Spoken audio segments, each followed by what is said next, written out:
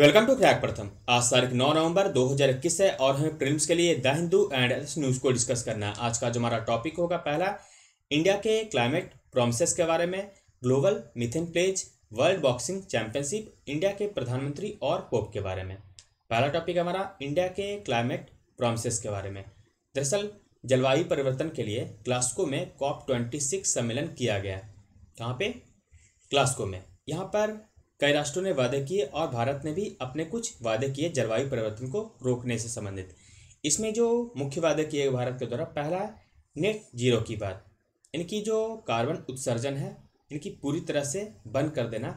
इसके लिए भारत पे काफ़ी दबाव दिया जा रहा था कि 2030 से या 40 से बंद कर दिया जाए, लेकिन भारत ने अब जो है एक टारगेट सेट किया कि वह 2070 से नेट जीरो को अपना लेगी। हालांकि इसके लिए अभी कोई रोड मैप तैयार नहीं किया गया है।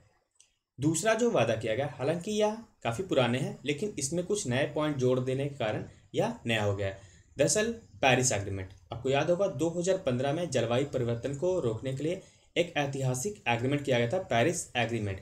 इसमें क्या क्या वादे किए गए थे कि हमारी जो पृथ्वी है उसका तापमान इस सदी के अंत तक 1.5 डिग्री सेल्सियस तक रखना है।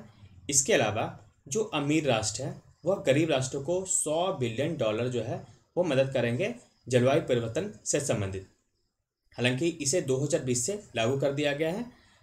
तो ये जो इस एग्रीमेंट जो हुआ था, पेरिस एग्रीमेंट, इससे पूर्व सभी राष्ट्रों को, क्योंकि जलवायु परिवर्तन जो हुआ है पूरा वैश्विक स्तर पर हुआ है तो अकेले कोई राष्ट्र नहीं कर सकता इसमें कमी, इसलिए सभी राष्ट्रों को एक NDC दिया गया था, इनकी नेशनली डिटरमाइंड कॉन्ट्रीब्यूशन।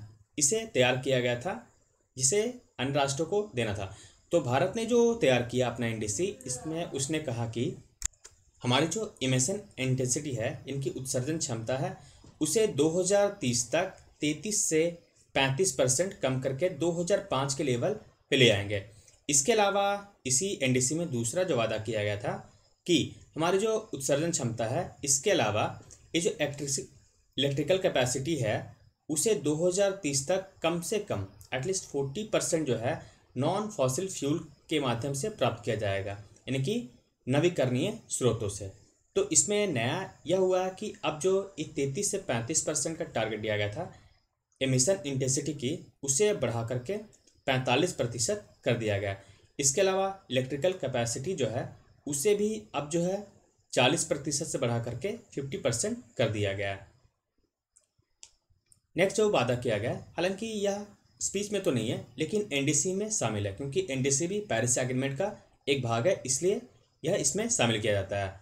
तो NDC में फॉरेस्ट कवर संबंध वादे किए गए थे। दरअसल भारत सरकार के द्वारा जब 2015 में एग्रीमेंट हुआ था उस समय कहा गया था कि हम जो है 2030 तक इतने वृक्ष देश में लगाएंगे कि उससे 2.5 से 3 बिलियन कार्बन सिंक उत्पन्न होगा, यानी कि कार्बन डाइऑक्साइड सोखने की क्षमता जनरेट किया जाएगा 2.5 से 3 बिलियन।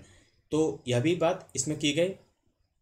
इसके अलावा एक और जो टारगेट दिया गया भारत सरकार के द्वारा कि 2030 तक नॉन फॉसिल फ्यूल के माध्यम से जो ऊर्जा प्राप्त की गई वह कितना हो जाएगा, 500 गीगावाट। इससे पहले 450 गीगावाट की बात भारतीय प्रधानमंत्री ने यूनाइटेड नेशन सम्मेलन में किया था। एक और जो वादा किया गया वो काफ़ी इम्पोर्टेंट हो जाता है कि अब तक भारत के द्वारा सिर्फ यह कहा गया था कि वह 33 से 35%, 40% आदि कम करेगी, लेकिन कभी उसने कोई टारगेट नहीं दिया था अब तक। लेकिन अब जो है इस ग्लासगो सम्मेलन में भारत ने एक टारगेट दिया कि 2030 तक अब से 2030 तक वह 1 बिलियन टन जो है कार्बन एमिशन जो है कम करेगी। एक टारगेट दिया गया 1 बिलियन टन।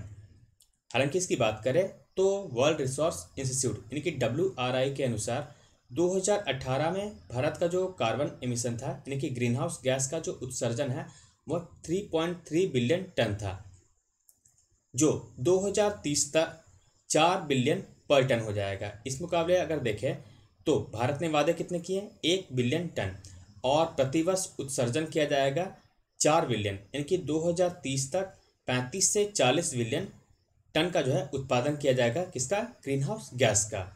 और भारत ने वादे कितने किए, 1 बिलियन टन इसमें कम करने के। इस हिसाब से देखा जाए तो यह काफ़ी कम है, लेकिन वादे कम से कम भारत ने किए, यह बहुत बड़ी बात है। नेक्स्ट है ग्लोबल मिथेन प्लेज के बारे में। क्योंकि मीथेन भी एक ग्रीन हाउस गैस है। इस संदर्भ में ये जो ग्लासगो सम्मेलन किया गया है, इसमें भारत के द्वारा ये जो अन्य राष्ट्र है उसने भी कुछ वादे किए, जैसे कि यूरोपीय यूनियन और अमेरिका के द्वारा ये जो ग्लोबल मीथेन प्लेज को लाया गया इस ग्लासगो सम्मेलन में। ये जो ग्लोबल मीथेन प्लेज है किसके द्वारा लाया गया? यूनाइटेड स्टेट यानी कि अमेरिका और यूरोपीय यूनियन के द्वारा, जिस पर लगभग 90 राष्ट्रों ने हस्ताक्षर भी किया है। ये जो मीथेन है वह दूसरा सबसे महत्वपूर्ण जो है ग्रीन हाउस गैस है कार्बन डाइऑक्साइड के बाद। इसमें जो मुख्य टारगेट दिया गया है यानी कि जो शपथ लिया गया है, इसमें मुख्य बात यह है कि जो इसका उत्सर्जन है यानी कि मीथेन का जो उत्सर्जन है उसे 2030 तक 30% तक कम करके 2020 के लेवल तक लाना। अभी हाल ही में जो IPCC ने अपने रिपोर्ट प्रस्तुत की है उसमें उसने कहा गया कि ये जो प्री इंडस्ट्रियल एरा से लेकर के यानी कि ये जो औद्योगिक एरा है उसके बाद से जो जलवायु परिवर्तन जो बढ़े हैं 1 डिग्री सेल्सियस, उसमें आधा योगदान मीथेन के कारण ही हुआ है। यानी कि आधा ज़्यादा जो उत्सर्जन हुआ है मीथेन उसके कारण जलवायु परिवर्तन यानी कि जो पृथ्वी का जो तापमान है वह बढ़ा है। चलिए जानते हैं मीथेन के बारे में। मीथेन क्या है? यह ग्रीन हाउस गैस है जो कि हमारे पृथ्वी के जो एटमॉस्फेयर है उसे तापमान वृद्धि करता है। इसके कई स्रोत हैं, मानवीय और प्राकृतिक दोनों। जैसे कि ह्यूमन सोर्स में आप देख सकते हैं कि लैंडफिल जैसे कि कचड़ों का भरना, ऑयल एंड नेचुरल गैस। इसके अलावा एग्रीकल्चर एक्टिविटी जैसे धान के खेत जो होते हैं उससे काफ़ी मीथेन निकलते हैं। इसके अलावा coal mining, water waste water जो होते हैं, इसके अलावा अन्य जो इंडस्ट्रियल प्रोसेस होते हैं इसमें भी एक मीथेन उत्सर्जन होते हैं। और सबसे बड़ा जो उत्सर्जन का कारण है वह ऑयल एंड गैस सेक्टर है। नेक्स्ट टॉपिक है वर्ल्ड बॉक्सिंग चैंपियनशिप के बारे में। दरअसल भारतीय बॉक्सर आकाश कुमार इसमें जीतने वाले 7वें भारतीय बन गए। इन्होंने कजाकिस्तान के महमूद सबरी खान को हराया है। इस प्रकार से वर्ल्ड बॉक्सिंग चैंपियनशिप में भारत ने अब तक कुल 7 मेडल प्राप्त किए हैं, जिसमें पहला अब देखेंगे यहाँ पर तो पहले हैं विजेंद्र सिंह जिन्होंने 2009 में ब्रॉन्ज जीता था। इसके अलावा विकास कृष्णा 2011 में ब्रॉन्ज, शिव थापा इन्होंने भी ब्रॉन्ज जीता 2015 में, गौरव विधुरी ब्रॉन्ज 2017 में। इसके अलावा मनीष कौशिक ने भी ब्रॉन्ज जीता 2019 में और अमित पंघल जो है इन्होंने सिल्वर जीता था 2019 में। यह 6 खिलाड़ी थे और 7वें जो है आकाश कुमार बन गए हैं वर्ल्ड बॉक्सिंग चैंपियनशिप में ब्रॉन्ज जीतने वाले। इस प्रकार से यह एक एलिट वर्ग में शामिल हो जाते हैं। नेक्स्ट है इंडिया के प्रधानमंत्री और पोप के बारे में। आपने ये तस्वीर देखी होंगी। प्रधानमंत्री मोदी जब ग्लासगो जा रहे थे उससे पूर्व इन्होंने रोम की भी यात्रा की और वहाँ के पोप से भेंट की। इस प्रकार से भारतीय प्रधानमंत्री जो है 5वें ऐसे प्रधानमंत्री बन गए जिन्होंने पोप से भेंट की। इससे पहले जो 4 अन्य प्रधानमंत्री थे जैसे कि जवाहरलाल नेहरू, इंदिरा गांधी, IK गुजराल और अटल बिहारी वाजपेयी। इस प्रकार से भारतीय प्रधानमंत्री मोदी जो है 5वें प्रधानमंत्री बन गए। हमारे भारत में भी कई पोपों ने यानी कि जो पादरी हैं, जो मुख्य पादरी होते हैं पूरे विश्व के, उन्होंने यात्रा की। तो पहले जो पोप है वे कौन है? पॉल चतुर्थ। इन्होंने वर्ष 1964 में भारत की यात्रा की। इसके अलावा पोप जॉन पॉल द्वितीय जो है इन्होंने 1986 और 1999 भारत की यात्रा की। इस प्रकार से देखा जाए तो अब तक भारत में केवल 2 पोप ने ही यात्रा की है। और ये जो यात्रा की गई भारतीय प्रधानमंत्री के द्वारा, इसमें भारतीय प्रधानमंत्री ने पोप जो है उन्हें भारत आने का न्योता भी दिया। इसका PDF आपको टेलीग्राम चैनल पर मिलेगा।